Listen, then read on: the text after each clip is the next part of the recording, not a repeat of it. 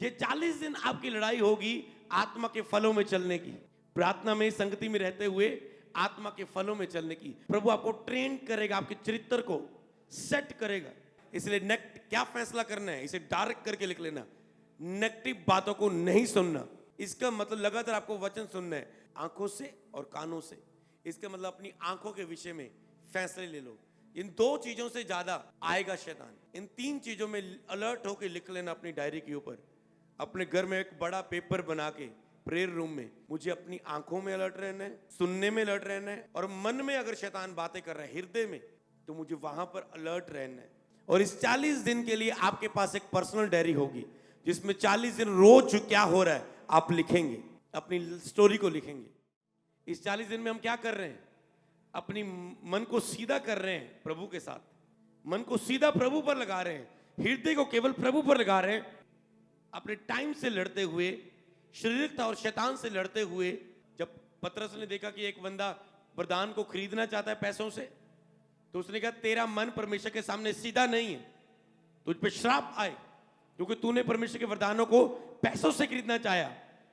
इसका मतलब जो आत्मा के वरदान मिलेंगे, जो गिफ्ट मिलेंगे, जो आपकी बुलाहट प्राप्त होगी। जब खुदा मुझे ऐसे दिनों में ले गया था, खुदा ने पहले मेरे चरित्र को सेट किया।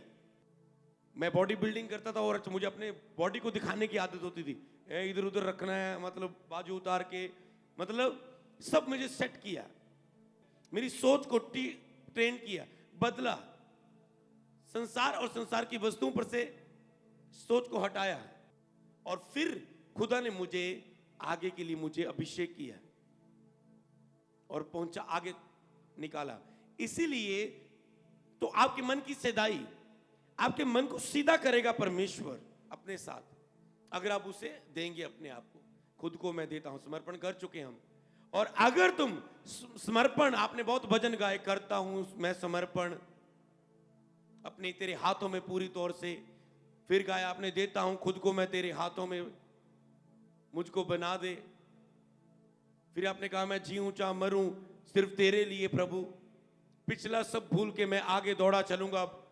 अब इतना कुछ बोल के, समर्पण दे के भी अगर आपका फोकस कुछ और हुआ, तो इसके बाद प्रभु से दोबारा कोई और मौका ना मांगना, प्रभु मुझे यूज कर।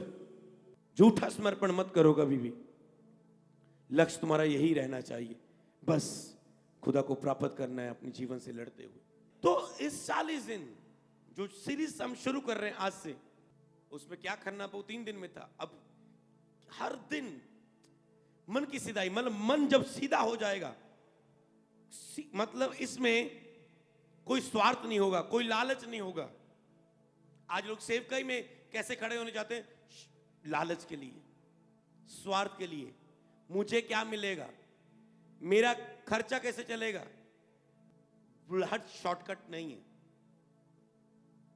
पास्टर जी मेरी बुलाहट क्या है, मुझसे बताएं ना, मैं अपनी बुलाहट को जानना चाहता हूं। क्या यूसुफ की बुलाहट शॉर्टकट थी? पूरा प्रोसेस। क्या दाऊद की बुलाहट शॉर्टकट थी? पूरा प्रोसेस। क्या जीसस की बुलाहट शॉर्टकट थी? क्या इजराइलियों का निकलना उस देश से अगले देश में पहुंचना शॉर्टकट था? क्या सीधा था? नो।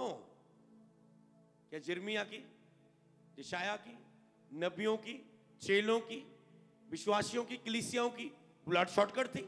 नो। इसलिए आपको जब बुलाहट में, अगर आपको रियल वाली चीज में एंटर करना है, जिसमें आप कह पाए मैं अपनी बुलाहट को प्राप्त कर चुका हूं, हालेलुया, उसे जानना और उसमें चलना। इसलिए ये 40 दिन हम उस सिधाई की बात कर रहे हैं जो मसीह के साथ होनी चाहिए। मन की सिधाई, पूरा मन जो मसीह के साथ होनी चाहिए। उसने कहा परमेश्वर के वरदान तेरे लिए नहीं है, क्योंकि तेरा मन प्रभु के साथ सीधा नहीं, तो उसे पैसे से लेना चाहता है। इसलिए लोगों की लाइफ में बहुत शारीरिकता रहती है, इसलिए प्रभु ने बुलाहट नहीं दे पाता। जब तक वो अपनी शारीरिकता से बाहर नहीं आता, अपने विचारों से बाहर नहीं आता, अपनी सोचों से नहीं आता, उसकी सोचें प्रभु की सोचें नहीं बन जाती, उसकी इच्छा प्रभु की इच्छा नहीं बन जाती, उसकी समझ प्रभु की समझ से नहीं समझती, तब तक प्रभु उसे नहीं भेजता। हालेलुया। प्रभु परखता है। इसका मतलब जब आप मन सीधा करेंगे इस 40 दिन प्रभु की ओर, मन की सीधाई और पवित्रता ही मसीह के साथ जो होनी चाहिए, उसे बना के रखें।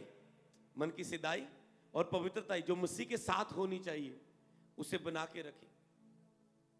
तो क्या देगा वो हमें? पवित्र आत्मा के वरदान, हमारी बुलाहट, और उसमें कार्य करने के लिए अभिषेक की सामर्थ, वरदान। कहते हैं वो जो होनी चाहिए कहीं बस ना हो जाए, कहीं वो खराब ना हो जाए। मतलब जो 40 दिन तुम्हारा लक्ष्य है, जो तेरे अंदर डाला गया, कहीं ऐसा ना हो दुष्ट छीन लेके जाए। क्योंकि मैंने आपको बताया कि बहुत सारे लोगों ने ऐसी शिक्षाएं प्राप्त की, ऐसे सेशन हुए, उन्होंने स्टार्टिंग तो रम ऐसे से किया कि वो बहुत करेंगे, उन्हें पता नहीं लगा कब उनका फोकस हट गया कि मैं एक लक्ष्य में हूं। कहीं उन्हें देखा होगा 2 दिन आपका फोकस, 2 दिन में ही आपको सामने पता लग गया होगा कि आप लक्ष्य से फिर रहे हैं। कई लोगों के साथ सांप ने हवा को देखो कैसे बहकाया, उसे दिखाया, नोट कर लेना जिसमें आपको अलर्ट रहना है। उसे दिखाया और उससे सुनाया, फल दिखाया, देखने को मन भावु, आकर्षित करने वाली चीज। इसलिए शैतान आपको दिखाने के द्वारा, सुनाने के द्वारा भरमाने की कोशिश करता है कि तुम सुनो।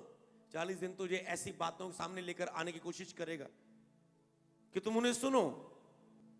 कोई बोलेगा ओए भुखा रह के मरना 40 दिन बेटा, कितने तू फास्टिंग, चल खोल फास्टिंग। समझ रहे ना? ओए 40 दिन कोई काम नहीं, चल बेटा काम कर।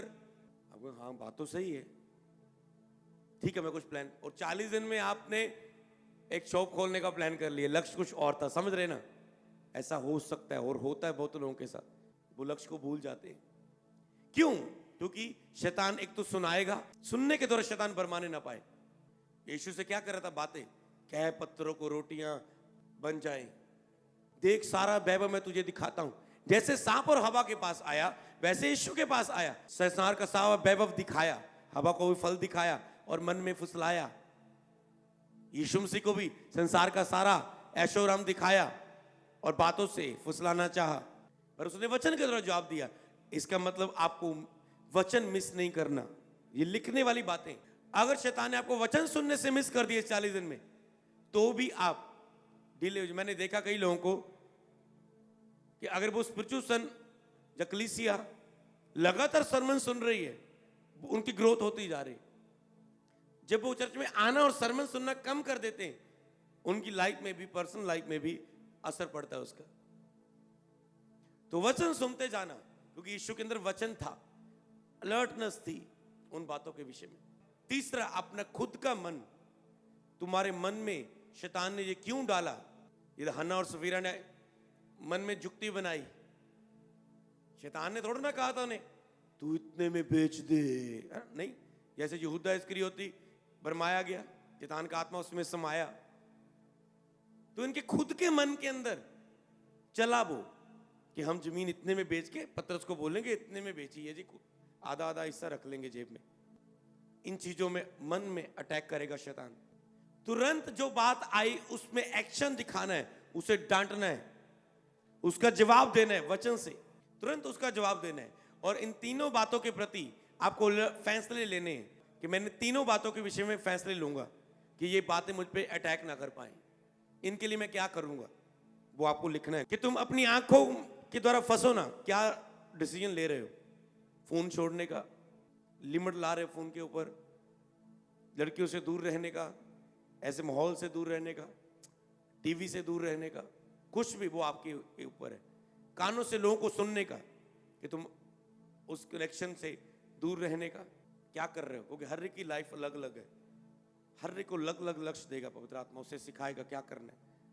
तीसरा, तुम्हारे मन में जो अचानक से आते हैं उसके लिए तुम क्या करोगे। इसका मतलब तुम रात को हमेशा अलर्ट रहोगे, प्रार्थना करके सोओगे, ऐसा तुझे लिखना है। सुबह प्रार्थना करके रहूंगा, ऐसा ना पूरा दिन में वो अटैक कर पाए मन में अंदर। ये 40 दिन फैसलों का दिन होंगे। अगर आप कहेंगे बस मैं लाइफ जीता रहूंगा, प्रभु के साथ बढ़ूंगा, बिना फैसलों को, बिना फैसले की लाइफ नहीं है। बाइबल में जितने भी दासों को खुदा ने यूज किया, उन्हें फैसला करने के लिए बोला, आज चुन लो किसकी सेवा करोगे। जो अपना प्रभु का सब कुछ ना छोड़ दे चेला, वो मेरे योग नहीं। इसका मतलब चेलों को भी फैसला करना पड़ा। पतरस को जाल छोड़ के प्रभु के पीछे जाना पड़ा, अपना बिजनेस छोड़ के फैसला करना पड़ा। इसलिए बुलाहट फैसलों से भरी हुई है। अगर आपके 40 दिनों में आप कितने डिसीजन ले रहे हो, तो 40 दिनों में आपने कितने फैसले लिए उसकी लिस्ट बनानी, ये उस पॉइंट में ऐड कर दो। 40 दिनों में आप कितने फैसले लिए आपने, ये लिखने आपने। और उस 40 दिन में आप डायरी में जो आप लिखते जा रहे सब कुछ, हर रात को आपका प्लान होगा कि अगले दिन मैं क्या कर रहा हूं, आपका फोकस होगा रात को सोने से पहले।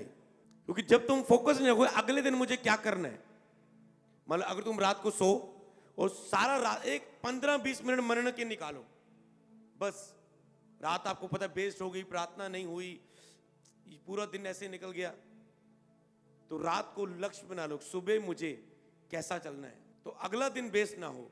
क्योंकि आपका लक्ष्य नहीं था, कोई आपको इधर को खींच के ले गया, कोई इधर खींच के ले गया, आपके मन में कुछ आता, क्योंकि शैतान मन को सुन कर देता है। कोई वचन ना आए मन में, कोई बात ना आए जो उसके सामने रखूं उसके बारे में ये सोच ही ना पाए।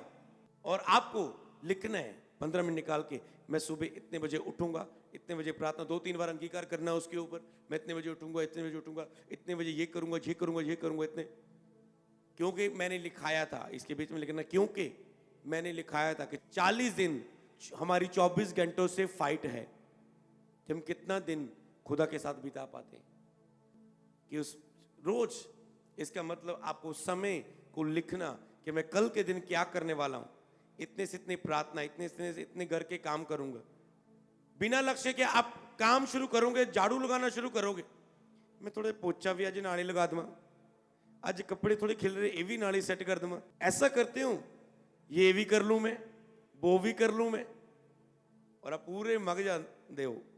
तो आपको लक्ष्य बनाना है, तो ये आपका कार्य होगा। हालेलुया। तो सबसे अधिक 40 दिन आपको अपने मन की रक्षा करनी है, ये पॉइंट होगा। 40 दिन उपस्थिति की फोकस रखेंगे। तीसरी बात, प्रभु की ओर से ग्रेस, ये काम आपके, आप खोज रहे हैं उसे। तीसरी बात, जब आप फोकस रख के उसे खोज रहे, वो आपको बल देगा, ताकत देगा, वो आपकी सहायता करेगा, आपको उसकी सहायता प्राप्त करनी। हालेलुया। अगर हम इसमें बात करें, सबसे अधिक अपनी मन की रक्षा करें। अब एक व्यक्ति आंखों से दूर हो गया कि मैंने ये फोन दूर कर दिया, ये दूर कर दिया, वो दूर कर दिया, संसारिक आवाजों को दूर कर दिया, फैमिली को बोल दिया जी हुने काम, अभी काम करवा लो जितने करवाने हैं, बाजार से कुछ लेके आना, वो लेके आना, और 7 बजे मेरा जी प्रेयर का टाइम हो जाएगा। उन आवाजों को दूर कर लिया उसने अपनी बुद्धि से, समझ से।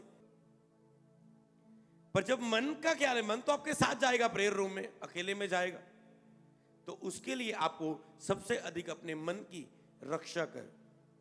तो मन को यही चीज सोचना है कि अगर मैंने प्रार्थना नहीं की रोज, तो शैतान और मन मुझ पर जीतेगा। कैसे जीत प्राप्त करनी इस पर?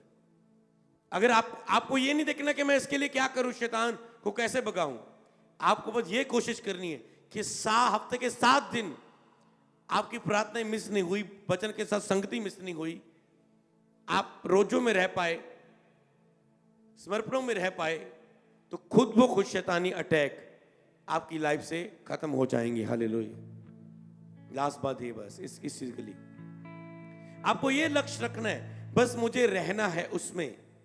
क्योंकि ये अटैक तब काम कर पाते हैं जब आपने 2 दिन से प्रार्थना नहीं कर पाए, और अब अटैक हुआ, आप जीत नहीं पाए, क्योंकि आपके पास आत्मिक पावर नहीं है, आत्मिक एनर्जी आपके पास नहीं है, आपने अपनी आत्मा को भरपूर नहीं किया, आपकी आत्मा सोई हुई है, आपकी आत्मा कमजोर है। पर लिखा जो हवा पर भरोसा करते हैं, जो उसको निहारते हैं, वह नया बल प्राप्त करते जाते हैं। तो जब आपके अंदर बल होता है, तब ये चीजें आप पर अटैक नहीं कर पाती। जब आपकी आत्मा के अंदर बल रहता है, तो ये चीजें खुद ब खुद खत्म हो जाती हैं।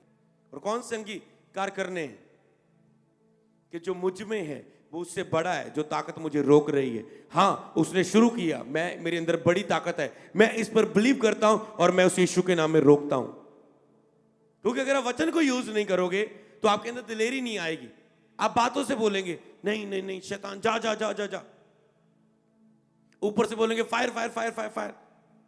किस रेवलेशन से फायर? किस वचन से फायर? किस भरपूरी से फायर? किस प्रभु पर भरोसे से फायर? वो मायने करती है। जो मुझ में वो उससे बड़ा है। शैतान की मुझे पूरी सांबर अधिकार है, मैं बोलूंगा तो मेरा अधिकार काम करेगा। मेरा शरीर पवित्र आत्मा का मंदिर है, शैतान तेरा नहीं। मेरे अंदर पवित्र आत्मा है इस समय, मैं बिलीव करता हूं, और वो जब मैं डांटूंगा वो कार्य करेगा। अभी अगला काम आप जब करेंगे, एक ऐसी लिस्ट तैयार करेंगे आप जिसमें जब आपका कोई मन नहीं लगता प्रार्थना में, कोई आपका ध्यान नहीं लग रहा, आपको पता चाके में मन नहीं लगा पा रहा हूं, खालीपन लग रहा है, उपस्थिति कोई फील नहीं हो रही, शरीरता में चलते जा रहे हो, कुछ नहीं समझ आ रहा है क्या करूं, मुंह खुल नहीं रहा प्रार्थना में, शब्द आ नहीं रहे, ऐसा माहौल आप समझते, तो उस माहौल में आपको क्या करना चाहिए? अपने आप से प्रश्न पूछो और उसके लिए अपना नोट्स तैयार करो। ये लाइन उसमें ऐड करेंगे जो मैं एक लाइन ऐड करवा रहा हूं पूरी, जिसमें आपको अलर्ट रहना, जिसमें आपको काम करना है। उसमें आपको क्या करना चाहिए? क्या करना चाहिए मतलब कि आपके पास सबसे पहले एक वचनों की लिस्ट होनी चाहिए जो शैतान के खिलाफ है।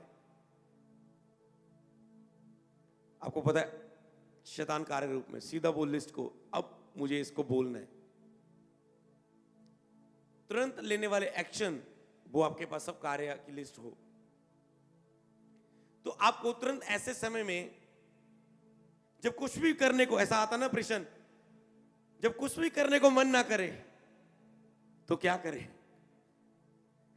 कुछ तो करना है ना, समझ रहे ना?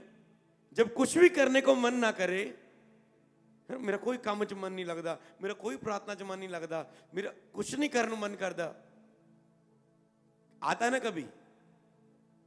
जब कुछ भी करने को मन ना करे तब क्या करे? वो आपको लिखना है, मनन करना है। मैं आपके लिए रेडी करूंगा ये चीज, आपको क्या करना है, पर आपको खुद भी मनन करना है ये चीज। उस समय आपको क्या करना है, क्या बोलना है, क्या करना है, एक कहते हैं मटेरियल पूरा रेडी। अगर आत्मा में आप उसे मानसिकता से उसे भूल जाए, पर प्रैक्टिकल रूप में वो आपके प्रेयर रूम में वो लिस्ट लगी हुई है। समझे मैं क्या कहना चाहता हूं? जैसे मैंने एक लिस्ट लगवाई थी आपके प्रेयर रूम में, अब पता नहीं होगी आपके घरों में वो नहीं, तो उसमें लिस्ट में क्या था? प्रार्थना ना करने के नुकसान सारे लिखाए थे मैंने, कितने बहुत सारे। अगर प्रार्थना नहीं करेंगे ये होगा, मेरा दिन ऐसा निकलेगा, ये होगा, वो होगा वचनों के अनुसार। और प्रार्थना करने के फायदे मैंने कहा, रोज जाके जब कोई मन नहीं करता ना, आपके अंदर कोई नहीं आता कि मैंने प्रार्थना ना की तो मेरा क्या नुकसान हो जाए। कोई नहीं, एक दिन खराब हो गया प्रार्थना से, कोई बात नहीं। शैतान आपको ऐसे मन को रखता है, कोई नहीं, एक ही दिन बात है, 3 दिन लग गए सी रोजे रोजे प्रार्थना करते, 2 दिन रेस्ट कर लो, फिर की हो जाएगा। 2 दिन निकले हैं ना, समझ रहे ना? कुछ नहीं आएगा उसमें सारा। अगर रात की प्रार्थना नहीं, सुबह की प्रार्थना में संघर्ष होगा, अगर सुबह की मिस होगी, अगले शैतान के अटैक होंगे, उसका तुम सामना नहीं कर पाओ, सारी चीजें आगे मान लो। स्पिरिट ट्यून नहीं है प्रभु के साथ, शरीर हावी है, क्योंकि कुछ शारीरिक किया है, कुछ शारीरिकता में बिताया समय, कुछ संसार में समय बिताया, और पूरी अब शारीरिकता अटैक में है, शारीरिकता एक्टिविटी में है, मूवमेंट कर रही है, और आत्मिक रूप में तुम सुनो, तब कुछ भी तेरे मन में नहीं आता कि मुझे ये मैं देखना है, मैं गिर जाऊंगा, ये गलत है, मैं किसको क्या कर रहा हूं, किसको क्या बोल रहा हूं, किसी ने कुछ भी बोल दिया तुझे गुस्सा आ जाएगा, तुम किसी को कुछ भी शरीर ऐसे बोलते जाओगे, तुम्हें पता नहीं लगेगा, छोटा सा बोलने से घर में लड़ाई हो जाएगी। इसका मतलब कब्जे में हो तुम पूरा, आत्मिक मजबूत नहीं हो, और फिर शरीर काम करता है। तो ऐसे समय में तुम क्या कर रहे हो? तुम अपने आप को वो लिस्ट को खोल रहे हो, वहां पर लिखा है प्रार्थना करने के फायदे। अगर मैं प्रार्थना करूंगा मैं चंगाई को प्राप्त कर, अगर मैं प्रार्थना करूंगा तो मेरा मस्सा बढ़ जाएगा, अगर मैं प्रेयर करूंगा शैतान मुझे छू ना पाएगा, मैं प्रेयर करूंगा मैं पवित्रता में खड़ा रह पाऊंगा, अगर मैं प्रेयर करूंगा तो आत्मिक क्रिया में रहूंगा, अगर मैं प्रेयर करूंगा तो प्रार्थना करना परमेश्वर का प्यार है, अगर मैं प्रार्थना ना करना एक वचन की अनाज्ञाकारी है। मतलब वो लिस्ट में था सब कुछ, ठीक है। तो अब आप उस सुबह उठे, उस लिस्ट को पढ़ें, और आपका मन क्या करेगा कि मैंने प्रार्थना करनी है, ये मुझे करनी है, क्योंकि आपने प्रैक्टिकल रूप में वो चीज आपके सामने है। जैसे मेरे स्पिरिचुअल फादर सिखाते हैं कि एक तो प्रार्थना तुम ऐसे करो जब आत्मा में कुछ भी आ रहा है, कुछ भी आत्मिक चीजें आ रही, पर कुछ विषय तुम्हारे लिखे होने चाहिए, ताकि जो तुम्हारा फोकस, जब आत्मा में तुम विषय को प्राप्त नहीं कर पा रहे तो लिखे हुए विषय तेरी प्रार्थना करने में तेरी मदद करे, और लिखे हुए विषय के लिए तेरा मुंह खुले और प्रार्थना करे। ये वो लिस्ट थी, ठीक है। इसका मतलब ऐसा मटेरियल आपके पास होना चाहिए, जब इतने पॉइंट तुझे वैसे याद आ जाएंगे, मुझे भी नहीं याद आए, पर इतने टॉपिक एकदम से याद आ जाएंगे, क्योंकि जितनी आत्मिक चार्जिंग है आपकी, उतना ही आत्मा आपकी याद कर पाती है, क्योंकि आत्मा मसीह की कही हुई बातों को याद दिलाएगा। पवित्र आत्मा बाइबल में लिखा है, वो मसीह की बोली हुई बातों को स्मरण कराएगा, सुने हुए प्रचार को याद कराएगा। अगर सुना ही नहीं है, इसका मतलब सोच लो आप आत्मा पर प्रेशर डाल रहे हैं कि मुझे किसी भी तरह से बता अपनी इच्छा। अगर कुछ सुना हुआ है वचन तो उसको वो याद दिलाएगा। तो आप ऐसे चीजें आपके सामने हो, जब कुछ भी करने को मन ना करे, ऐसे समय में जब सब कुछ टूटा है, खालीपन है, वो चीजें मैंने आपको बता दी, तब आपको पता मुझे ये चीजें देखनी या ये स्टेप लेने, ये मेरे लिए इंपॉर्टेंट है। सरमन की ऐसी बात है जो आपको प्रचार में छू गई, उसे अपने एक ऐसे पेपर में रेडी कर लो और अपने घरों में ला लो। और आपने क्या रेडी किया आप शेयर करेंगे मिनिस्ट्री के साथ। हर मीटिंग में आप प्रीच जितने ऑनलाइन देख रहे हैं, हर मीटिंग का प्रीच सुनने के बाद हम अपने मीटिंग खत्म होने के बाद उस वीडियो को कमेंट सेशन को ओपन करके आप लिखेंगे कुछ ना कुछ अपने एक्सपीरियंस, कुछ अपनी टेस्टमनीज, कुछ अपने भेद, कुछ अपने रेवलेशन कि आपने क्या प्राप्त किया। हर मीटिंग के बाद आप लिखेंगे, आप उसमें कार्य करेंगे। एक संगति वाला वो, एक आत्मिक संगति का वो एक स्थान होगा आपका कमेंट सेशन यूट्यूब पर आपने क्या सीखा। ज्यादातर आपको आत्मिक होना चाहिए तो ही मुझे आगे बढ़ पाएगा। हालेलुया। जब आप अपना बताते हैं कि इस वचन ने क्या आपने आशीष पाई, एक अगुआ उत्साहित होता है, उसे हियाब मिलता है, उसे मजबूती मिलती है कि जब आप बताते हैं कि आपने कैसा एक्सपीरियंस पाया, आपकी उन्नति हुई। कई लोग मैंने देखा, कई लोग मुझे मिलते हैं, पास्टर मुझे पूरा आया कि मैं अपनी टेस्टमनी दे पाऊं, पर मैं अपनी गवाही नहीं दे पाता हूं, मेरा मुंह नहीं खुलता जब मैं गवाही देना जाऊं। इसका मतलब कई टेस्टमनी लोगों के दिलेर ना होने के कारण रुकी रहती, पर लोगों के लाइफ में काम हुआ, पर उनकी लाइफ में एक ये चीज है कि वो गवाही नहीं दे पाते, टेस्टमनी नहीं दे पाते। और जब मुझे पर्सनल वो बताते हैं तो फिर मैं सोचता हूँ कितना लोगों के लाइफ में काम होता है। अगुए को भी खुशी मिलती है, आप जिस भी चर्च जाते हैं, जो भी आपका पास्टर है ऑनलाइन, गवाही जरूर दो, तो जो अगुए का भी उत्साह बढ़ता है कि उसने आपको सिखाया और आपके लाइफ में ये फल लेके आया, उसका और अधिक उन चीजों में, उन बातों में सिखाने को उत्साह मिलता है उसे। आपने सीखा मन में रक्षा करनी है, मन को कैसे तैयार करना है, मन के सामने क्या करनी, जब मन कुछ भी करने को ना करे तो क्या करना है, प्रार्थना में अगर अटैक्स हो डेविलिश अशुद्धता के तो क्या करना है, कैसे अलर्ट रहना है, किन विषयों में क्या करना है, तो आपने सब इन बातों को सीखा। हालेलुया। हम अगले हिस्से की ओर इसके बढ़ेंगे। हालेलुया।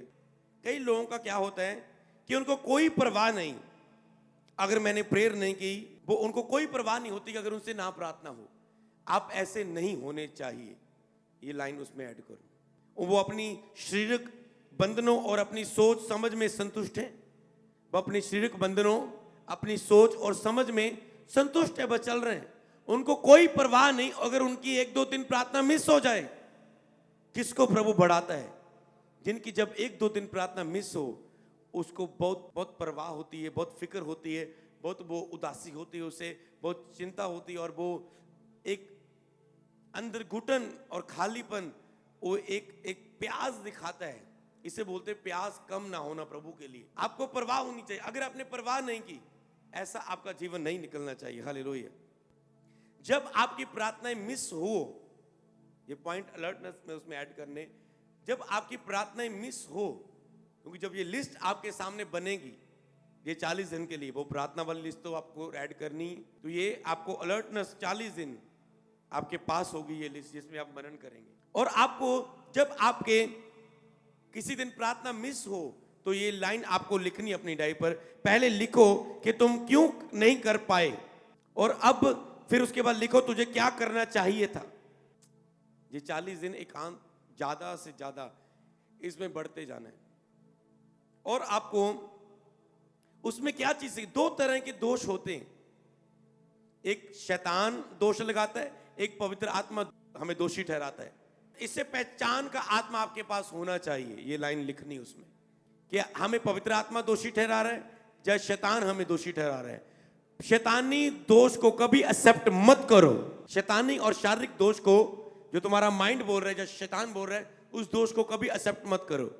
मतलब 2 दिन मुझसे प्रार्थना नहीं हो, 2 दिन मुझसे प्रार्थना नहीं हुई, मैं प्रभु के साथ रह नहीं पाया, मेरा मन बहुत दुखी है, इतना दुखी है कि लगता है पाप करूं और खुश कर लूं मन को। ये किसकी ओर से दुख आया? दोष तो तूने दिया, पर ये शैतानी दोष था तुझे दोषी ठहराना। एक होता है, नहीं मैं 2 दिन बिता नहीं पाया।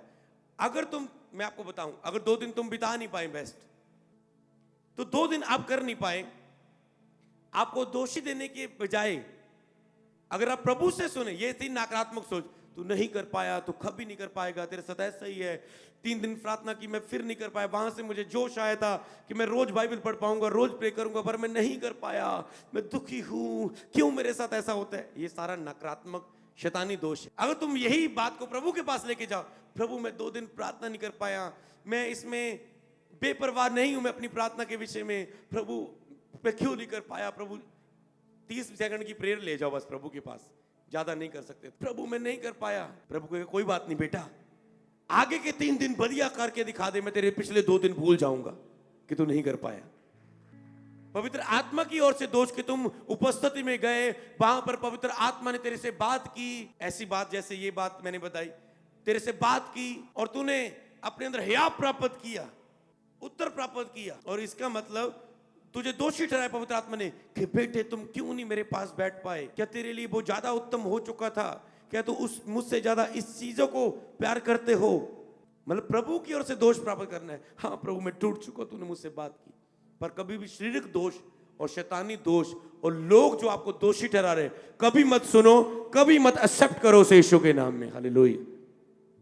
कभी मत देखो, कभी मत सुनो कौन क्या कर रहा है। कई बार लोग क्या करते हैं, आपको लोग जो बोल रहे हैं आप उसे सुन के अपने आप को वैसा चेंज करना शुरू कर देते हैं, वैसा चलना शुरू कर देते हैं। कभी मत करो। पहचानो कि ये दोष लोगों के द्वारा पवित्र आत्मा की ओर से या शरीर और शैतान की ओर से या उनकी मानसिक भावनाओं की ओर से। हालेलुया। ओके, आपने क्या लिखा कि पहले लिखो कि क्यों नहीं तुम कर पाए, अब लिखें कि क्या करना चाहिए था। इसका मतलब तुम 2 दिन नहीं कर पाए, ये तुम्हें घर जाके इसका आंसर लिखना है। इस बात मैं तो ये डायरी लिखनी सिखाऊंगा, वो 40 दिन, और आपको वहां पर करना क्या चाहिए था। अब इसे बोलते मनन करना। जब आप मनन की पावर को, इमेजिनेशन की पावर को, कल्पना करने की बातों को, इन चीजों को समझ पाए, क्योंकि मिरेकल भी इससे होते हैं, मनन करने से। जब एक पास्टर मनन करता है उसकी चंगाई पर, उसकी ताकत पर, उसकी हीलिंग पर, और उस मनन करके बीमारों के लिए प्रार्थना करता है, तो खुदा उन बीमारों को चंगा करता है। अगर वो नकारात्मक से भरा रहे और बीमारों के लिए प्रार्थना करना चाहे, कुछ नहीं होता। इसमें मनन में पावर है। एकांत में अपने मन के साथ, अपनी आत्मा को प्रभु की आत्मा के साथ बातें करने में, मनन करने में। आप क्यों नहीं कर पाए, आपको क्या करना चाहिए था, आप लिखेंगे। तो अगर आप आज से फैसला करेंगे अगले दिनों के लिए, तो प्रभु उस 2 दिनों को भूल जाएगा। क्या अगर तू फैसला कर लो, मतलब तूने उसके विषय में कार्य किया, तुझे कोई परवाह नहीं है। जब तूने उसके विषय में लिखा, हाँ मैं इस कारणों के कारण नहीं कर पाया, मुझे यहां पर यह करना चाहिए था, वो आपको वहां पर लिखेंगे, मुझे ये करना चाहिए था, पर अगर आप तो आगे से मैं ये करूंगा, इसका मतलब आप सीरियस हैं, प्रभु ने देख लिया, वो आपको आगे करने का अनुग्रह देगा। वो भूल जाएगा कि आप 2 दिन उसके साथ नहीं बिता पाए, क्योंकि आप सीरियस, उसने देख लिया आपको साबित करना है कि मैं प्रार्थना के लिए सीरियस हूं। ये लाइन उसमें ऐड कर देना। तो जैसे आप लिखेंगे, ओके मेरा टाइम कैसे वेस्ट हो गया कि मैंने फोन पर टाइम वेस्ट किया, मैंने देखा कि 2 दिन में प्रार्थना नहीं कर पाया, मेरा 2 दिन में क्या हुआ, मेरे फोन से टाइम वेस्ट हो गया। तो आप क्या लिखेंगे, फैसला करेंगे अभी, उसमें फैसला करना। 24 घंटे से फाइट किया है कि आज से मैं अभी फैसला करता हूं, तो प्रभु कैसे आपके 2 दिन के लिए माफ कर देगा आपको। आज से मैं, प्रभु वायदा करता हूं, फैसलों का दिन है ना, फैसले लाइन लिखाई थी मैंने, आज से मैं ये पहला फैसला करता हूं कि मैं फोन को दिन में केवल 1 घंटा चलाऊंगा, यूज करूंगा। तो और फोन भी मैं आपको बताता हूं, बाकी टाइम अगर आपको फोन को यूज करना है तो आपको चेक करना है, वो फोन को यूज करना प्रभु की महिमा के लिए हो। महिमा के बिना आपने कोई भी कार्य किया, वो आपको मालूम, फोन पर आपके कुछ ऑफिशियल काम है, आपके वर्क हैं, आपके काम है, क्योंकि इन चीजों से भी लड़ाई है ना 24 घंटों में, कि लिमिटेड ही करना है ये सब कुछ। उसके अलावा जो फोन आपने यूज किया, चाहे कामों के लिए यूज किया, वर्किंग के लिए यूज किया, वो 1 घंटा आप उसने अपने फैसला कर लिया। महिमा देना मतलब कई बार क्या है, लोग फोन को प्रभु की महिमा के लिए नहीं, मान लो आपने फोन में बहुत सारे सॉन्ग सुनते गए, हाँ केड़ा मसीह सॉन्ग नमा आया, ये सॉन्ग सुन लिया, वो सॉन्ग सुन लिया, आपने केवल सॉन्ग सुने हैं। जब वीडियो देखी है आपने उसके द्वारा वर्शिप नहीं की।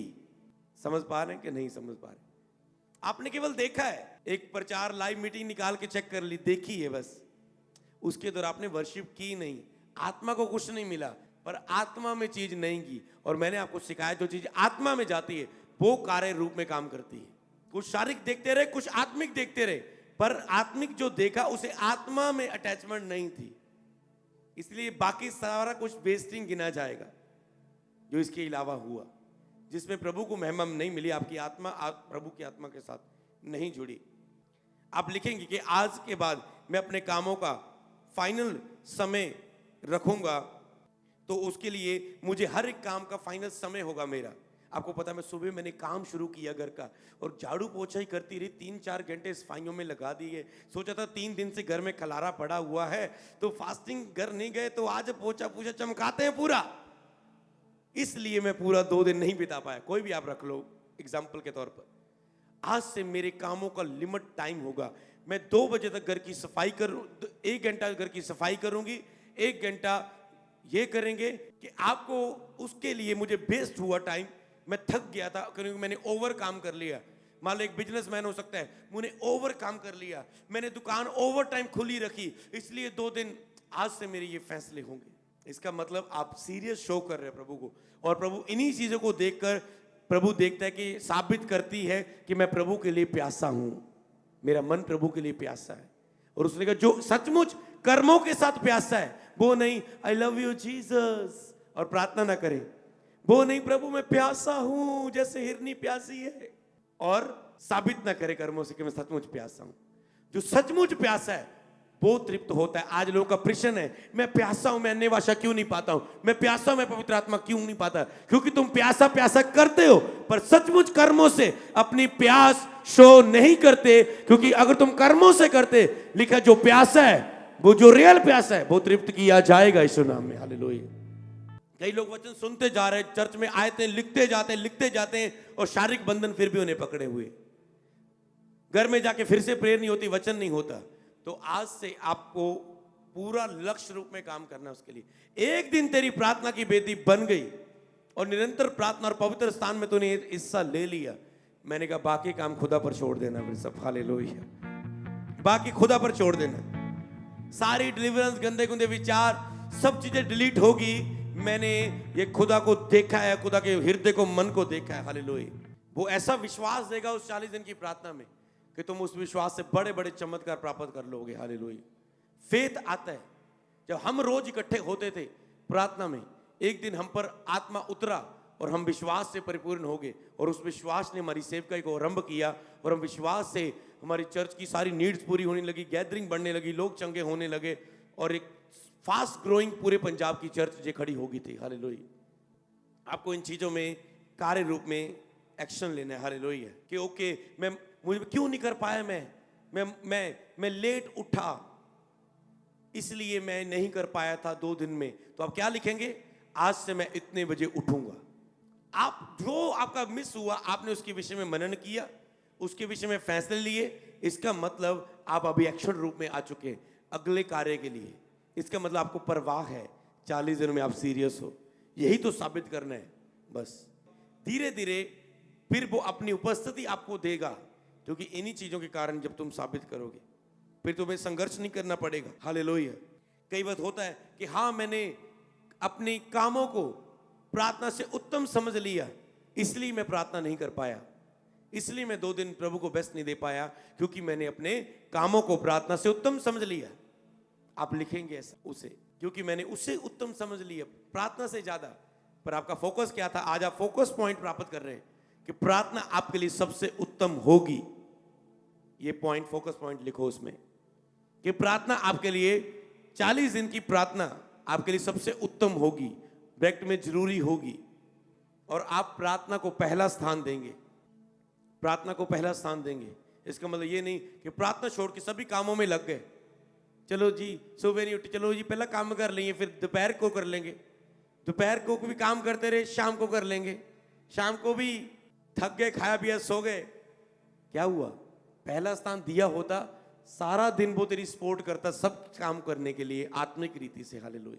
इसका मतलब प्रार्थना में पहला स्थान देना, प्रभु को पहला स्थान देना। इस पॉइंट को, वो भी पॉइंट लिख लो, इसका रेवलेशन के साथ ये भी पॉइंट लिख लो, प्रार्थना में प्रभु को पहला स्थान देना। हालेलुया। क्योंकि मैंने 40 नंबर की ब्लेसिंग आपको बताई है, ये 40 दिन अगर तुम बिता पाए तो बहुत तेरे लिए उत्तम होगा। हालेलुया। लक्ष्य क्या है? केवल चर्च की प्रार्थना सर्वर पर निर्भर नहीं रहना, बुधवार आए एतवार आए, इसमें 40 दिन का लक्ष्य क्या है? अपनी व्यक्तिगत बाइबल पढ़ना, मनन करना और प्रार्थना करना, ये ग्रेस हासिल करना। इसका मकसद यही है 3 दिन फास्टिंग प्रेयर का और ये 40 दिन का। हालेलुया। क्योंकि व्यक्तिगत में तेरी बुलाहट पता चलेगी। नहीं तो तुम कहीं जाओगे, कोई प्रॉफिट बोलेगा, बेटी प्रभु मुझे तुझे एक आराधक के रूप में दिखा रहा है, और आपके अंदर फैट हो जाएगा मैं आराधक हूं, जबकि वो आपकी बुलाहट नहीं है। अगली चर्च में जाएंगे, पास्टर बोलेगा बेटी मैं तुझे फॉरेन जाते हुए प्लेन में बैठी देख रहा हूं। बोलेंगे प्लेन फॉरेन जाऊं? मैं कंफ्यूज हूं, यहां रह के आराधना करूं, फॉरेन मुझे आराधना में पर जो आपको खुदा ने डायरेक्ट बताई है वो पूरा एक्सप्लेन करके बताएगा क्या करना है। हालेलुया। जो तूने पर्सनल खुदा के साथ बैठ के बाइबल रीडिंग करके प्रेयर में जाके रोजों में जाके प्राप्त किया, पूरा एक्सप्लेन करके वो आपको बताएगा पूरी रीति से, जैसे सैमुअल को उसने बताया। हालेलुया। खुदा ने अपने साथ बिठाया, मूसा को अपने साथ बिठाया। मूसा कहता प्रभु फिर मैं ये कैसे करूंगा, मैं तो थथलाता हूं। प्रभु फिरौन तो इतना ताकतवर है, प्रभु ये तो बहुत ढीठ लोग हैं। प्रभु कहता है तेरी मुंह को किसने बनाया? प्रभु जी तुसी चल फिर। समझना? प्रभु ने पूरी बातें करके 40 दिन मूसा को संगति करके भेजा। अगर वो ये कहे तूने ये करना है, अगर वो ये कहे तूने ये करना है, वो अपनी लाठी बनाएगा, तेरा सांप उसके सांप को डस जाएगा। मतलब बार बार मूसा उसके साथ जाता था, प्रभु उसे पूरा ट्रेन करता था।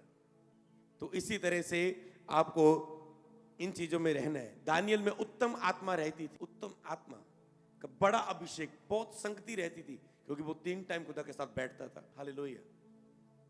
जो सबके लिए मुश्किल था, दानियल के लिए वो बताना आसान था, तो वो प्रभु से सुन पाता था। सोचो कि जब शेरों की मांग में गया वो, प्रभु ने उसके विषय में बात नहीं की। कई बार प्रभु आपके हिसाब से बात नहीं करता, वो अपने हिसाब से बात करते हैं। क्या प्रभु बता नहीं सकता था जा शेरों में जाने के लिए, मांग में जाने के लिए खड़ा रहे वचन पर, मैं शेरों के मुंह को बंद कर दूंगा। मेरे को अबेदनगो को बताया नहीं कि मैं तुझे आग की भट्टी में से बचा लूंगा, पर खुदा एंड पर जाहिर हुआ। इसलिए कई बार प्रभु की योजना पहले आप पर जाहिर नहीं होती। आप चलते रहते, आपको लगता है प्रभु मेरे साथ नहीं साथ नहीं, एंड में आपको पता चलता है यार मैं एवं टेंशन लेंदा सी, प्रभु तो पहले ही मेरे नाल सी, मैं वैसे ही चिंता कर रहा था, प्रभु तो पहले ही मेरे साथ था। बाद में आपको पता चलता है। इसी तरह प्रार्थना में आपके लिए इजी होता है।